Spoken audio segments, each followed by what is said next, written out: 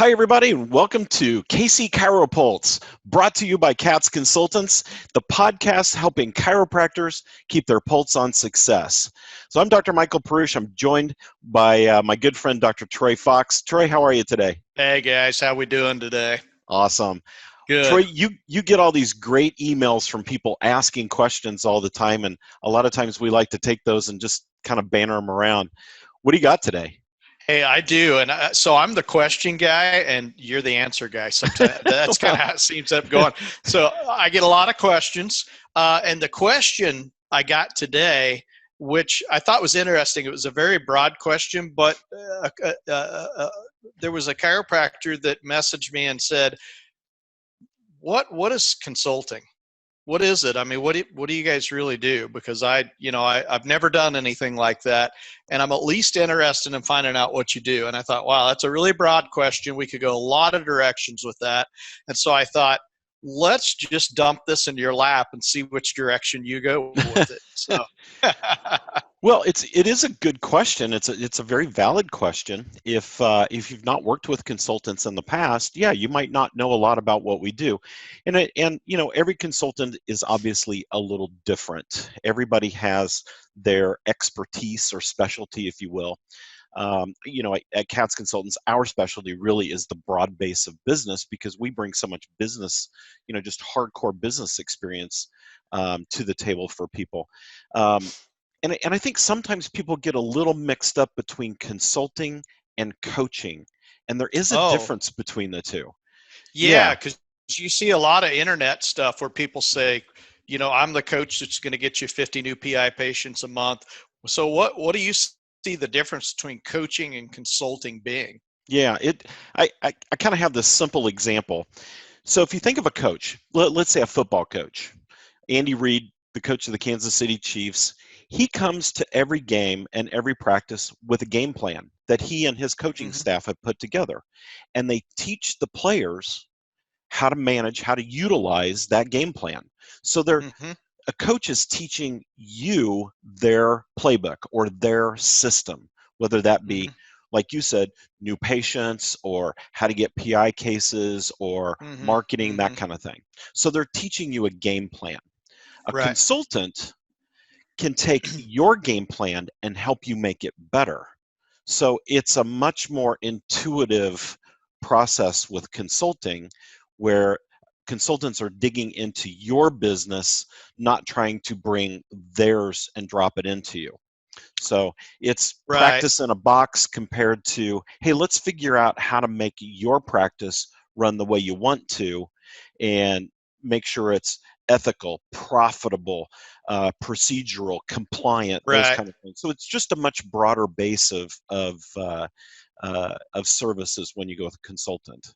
Well, and I would add into that too, because I think this is very true that when you go in to help a client, let's say I'm the guy that goes, I don't have a game plan. I have no idea what I'm doing. I'm completely lost, or I'm fresh out of school and I need a little bit of guidance. So I would throw in as well that I believe that you bring your nice snap-on rolling toolbox like mechanics bring.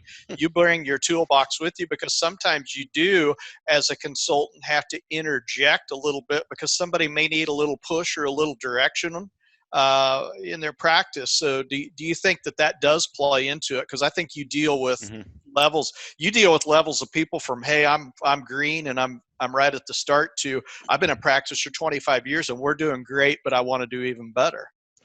Yeah, you do. And I think as a consultant, you're much more plugged into, because you don't have those blinders on of only looking at a game plan, a single game plan. You're much more in tune with what's working and what's not working in the profession. Plus we spend hours and hours staying plugged into the financial markets, the marketing techniques, the economy, and all these things that really affect business behind the scenes. Chiropractic business is no different than any other business. I don't care if it's a restaurant down the street or Target or the grocery store.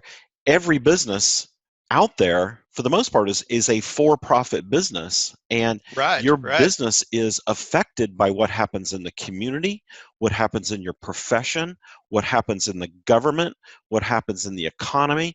And you've got to have somebody in your back pocket really helping you kind of keep your finger on that pulse, if I can use that term. Right. And so as chiropractors, I think what we see a lot of times is too that we're afraid to say we're a for-profit business. Right. Medical clinics do it, hospitals do it. You know, they're a non-profit, but they're a for-profit business. Right. We're a for-profit business, but sometimes we don't want people to know that because that would seem unethical or something like that, when in reality, we are running businesses. So let me ask you this.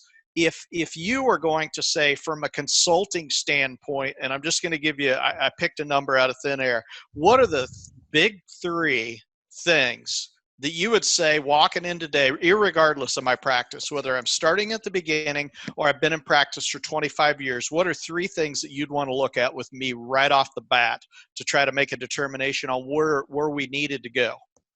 It's a great question.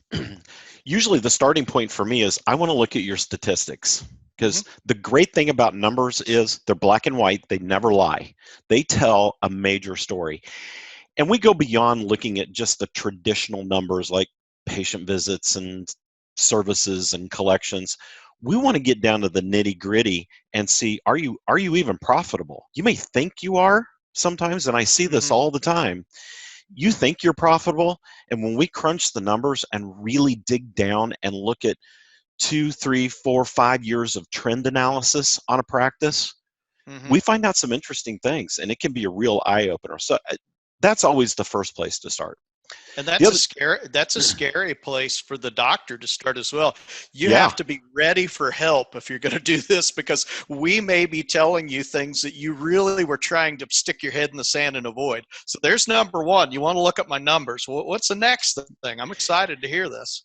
Well, I think the next thing is we have to look at your procedures and your capacity. And this is a place where a lot of doctors kind of run into a little bit of a roadblock, if you will. And, you know, if you're listening to this podcast and you feel like your practice is kind of up one month and down the next, and up one month and down the next, that's oftentimes a capacity issue.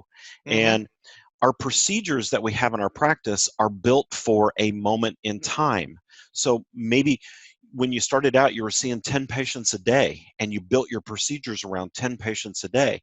And then bam, you get really good in the community and everybody likes you. And now you're at 20 patient visits a day, but your procedures are still built around 10 because you haven't taken a step back and looked at how your procedures are working or whether they're not. So my procedures might be failing me then at that point.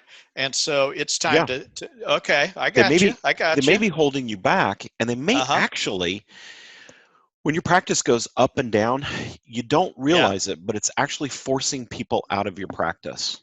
So I can tell you a funny story about that. So a mentor of mine, and I won't name him, but he was a mentor of mine and a fantastic chiropractor.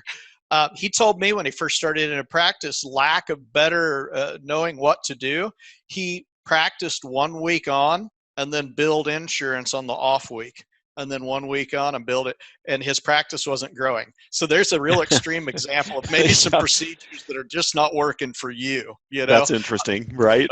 Isn't it? I'd never heard anything like that before. When he told me that, as successful as this guy is and as many people as he's helped, I was like, if he could do that, we could all make procedural mistakes, right? Because this guy is like, he was a guy that really taught me the ins and outs of how to be a benefit to your community. So that's an interesting procedure, isn't it? Yeah. So there's number two. You want to look at my numbers. You want to look at my procedures. What is the third thing we need to look at? Your staff. We want to look at your staff and see. And I'll be honest, are they the right staff? Are they doing their jobs? What are their job duties? How effective are they? How efficient are they? How well trained are they? And we want to look at each individual position in the practice and look at each individual staff person in the practice. You know, when you're a doctor, you really wear two hats. As a chiropractor, we wear two hats. We put our hat on to go see patients, and that's our patient outcome hat, if you will. And then during off times when we're not seeing patients, we switch hats and we put on our entrepreneurial hat and try to run our business. So it would make sense for me to have a consulting team then that works with both the doctor and with the staff on how to put procedures in place, how to run my practice. Aha, that's interesting. Yep. And that makes sense, really, that you'd want to have a team behind you rather than just working with you. Right. Because now all of a sudden you're still a ship out on the ocean by yourself again, just like we always feel like we are anyway as doctors. So that's Right. interesting. Yeah. Yeah. It is interesting. We spend so much time, think about it, in an 8-hour day, or, a lot of us work a 10-hour day and work a 4-day week, but let's just take an 8-hour day. If you've got a half hour in the morning before you start of administrative time, so you get there at 8, right. You start seeing patients at 8:30, you stop at 12, and from 12, and it's never actually 12, it's 12:15 to about 1:30, you've got a little bit more administrative time. So now we're 2 hours and 15 minutes of administrative time and 4 hours of patient time almost. And then the afternoon kicks in, and you go from 1:30 or 2 o'clock in the afternoon until 5 or 6. Now we're 4 hours of patient time. And what happens when you're done? Everybody goes home. So when in there, did you have enough time to properly train your staff and to make sure they're doing their jobs correctly? And even more importantly, having that time to come together as a team. Right. So let's add to that. How about me? So I say, I don't want to train my staff. It's not something I want to do anyway. Sure. So not only do I not have time, I don't want to. And so my staff doesn't get trained, or someone else trains them. Yep. Now, so I'm going to ask you this because we have just a couple of minutes left. We really want to talk about this from a standpoint of, okay, now what can we do for you? You got the KC Studios logo behind you, so I know that you're with Kats Consultants. I'm with Kats Consultants. So how do we approach this? Is that like super expensive to come in and get coaching for me and for my staff? So could you broach that subject and talk about that briefly as we close out today? Absolutely. I can make that question very, very simple. What you spend on consulting is worth its weight in gold because it's an investment. It's an investment in your practice. And I'll give you a real simple example. If I told you, Troy, to give me $500 and within a year I was going to return $10,000 to you, and there's no risk.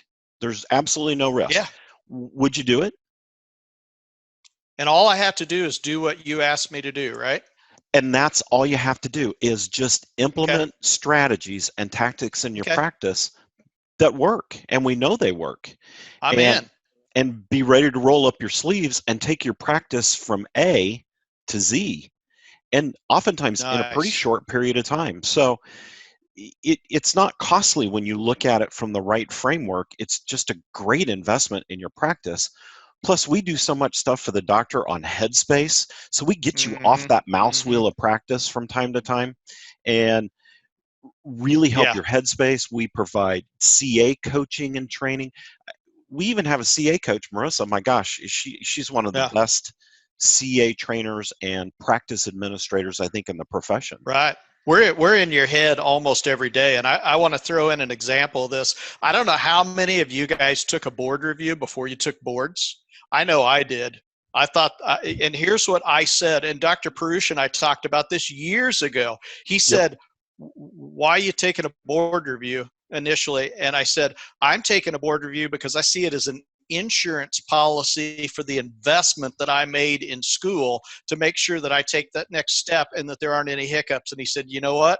That's exactly how I see board reviews as well. So when I see consulting, I looked at it the same way. I said, I see this as an insurance policy against failure or a sluggish practice. I want somebody to be behind me going, Troy, you need to do this. You need to do that, or you need to step up your game because guess what? You can do better than what you're doing right now. So, and hearing that from another doctor that has that experience, I think is just incredible.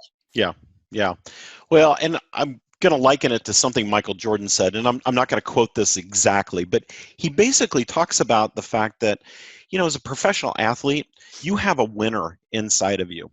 But to be at that level, you have to have a bevy of coaches and consultants helping bring that special talent out of you. Because left to your own, you're only going to go so high. But it's that push from behind that keeps ratcheting you up to true, real success. And that's what consulting is. Man, in a nutshell, I think you just answered it. We believe you guys are all special, and that we believe every one of you that comes to us can do better than you're doing right now. Absolutely. And our clients actually prove that every day. They're every like, day. hey, we're what we call the group that's the outliers. They're the ones that are doing well above and beyond what the average is in chiropractic because they love their patients and they love their practices. So, hey, Mike, it was great asking you about that stuff today because, sometimes just picking your brain to figure out what you're thinking inside of there is really fun because you've had a number of years of consulting and experiences with different groups to really get the best out of everything. Yep, absolutely. We've been doing this a long time, haven't we? Yeah. All right, that was a great question, Troy. Keep those questions coming in to us. We love those questions. And we thank you for tuning in to the KC CHIROpulse Podcast, brought to you by Kats Consultants, helping you keep your pulse on success. So check us out at katsconsultants.com. And from all of us here at Kats Consultants, stay informed and stay well adjusted. We'll see you soon. See you later.